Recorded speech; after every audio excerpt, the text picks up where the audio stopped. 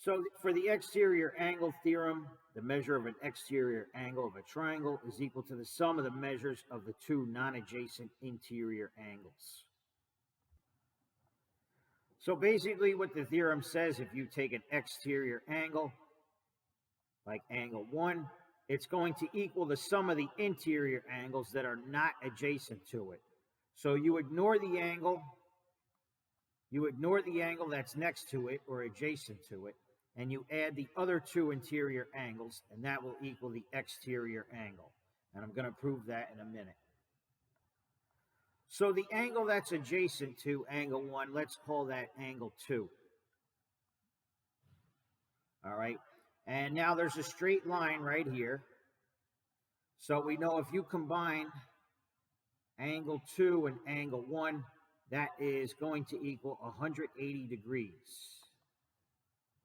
All right. So the measure of angle 1 plus the measure of angle 2 is going to equal 180 degrees.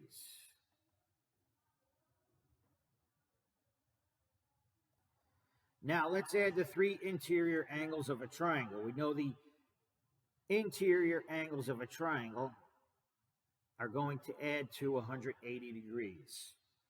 So we have the measure of angle A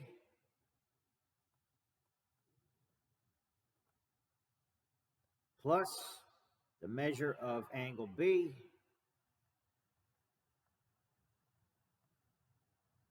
plus the measure of angle 2 equals 180 degrees. All right, so I just added the interior angles of the triangle. Now, since both of these equations equal 180 degrees, we can set them equal to each other. All right, so I'll take the first equation, measure of angle 1 plus the measure of angle 2, and set it equal to the second equation, measure of angle B, measure of angle A, plus measure of angle B, plus measure of angle 2. All right, they both equal 180, so they both equal each other. And then if you subtract the measure of angle 2 from both sides, all right, we're doing the same thing to both sides. And then the measure of angle 2 minus the measure of angle 2 just cancels. And we are left with the measure of angle 1 equals the measure of angle A plus the measure of angle B. So that is exactly what they told us. All right, so the theorem works.